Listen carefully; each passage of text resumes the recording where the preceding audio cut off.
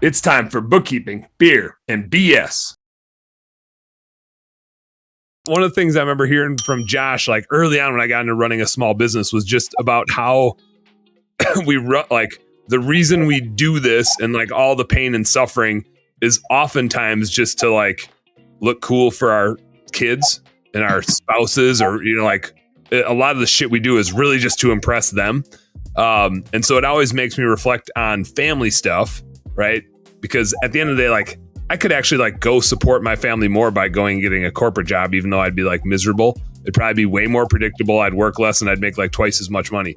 I could go do that, but instead I like subject my family to all this craziness, which I think is like great lessons learned. And hopefully I don't like overdo it, right? Because there's always that, like, how much are you working and how much time you spend with your family. But in the spirit of like doing all this cool stuff to, you know, grow our family, teach our family and stuff like that, we decided to have a third kiddo. We decided that a couple years ago because we had our ones were like 2 and 4, and we're like, oh man, we should, like, if we're gonna have a third one, we better like get on the train here pretty soon.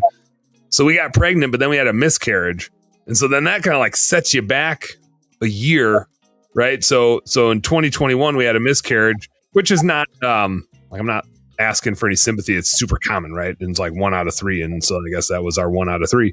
But in 2022 we had Crosby, and man, this boy, like, if you just need if you're having a down day, you just go make eye contact with him, and like all you get back is just this like he's like he hasn't seen you in a week. I mean, you could have saw him 10 minutes ago, but when he looks at you, he just gets that like open mouth, wide eye smile, like, it's you again. Like, I didn't know you were gonna come back.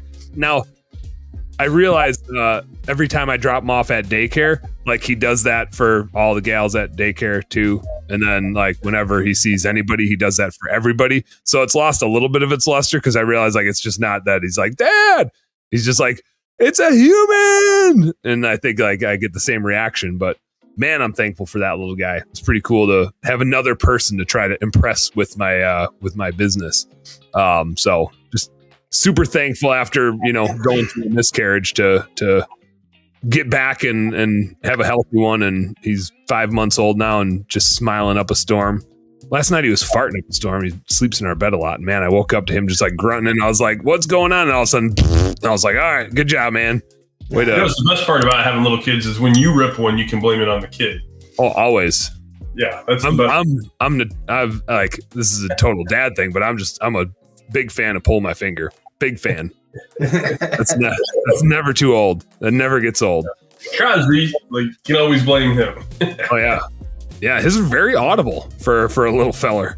Super audible. Woke me right up this morning. He had a little string of them going. But then he felt better. Then he calmed down. So I was like, hey, whatever you got to do, man.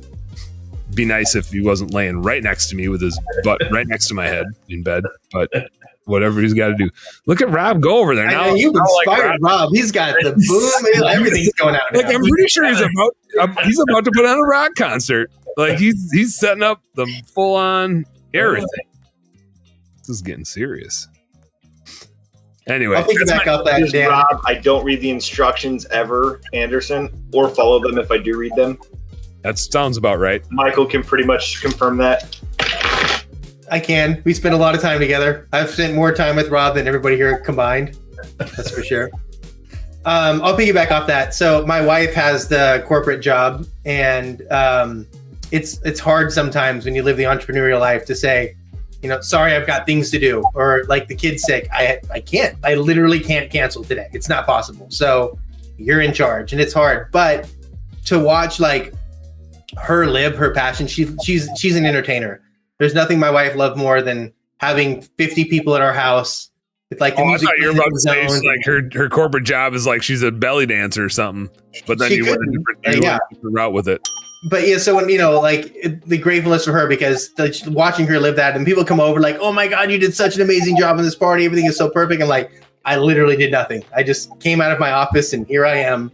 In your shorts, actually gym shorts. Hey, we're having a party today. No, she makes me change. Like, you're not wearing those. You change right now. So yeah, thankful for like her, my family, because like literally she's the engine that keeps the family going. And because of my, the life that we've kind of chosen, the 9 to 5 thing just isn't really possible, like in some cases with us. So yeah, really thankful for that family for sure. It's never.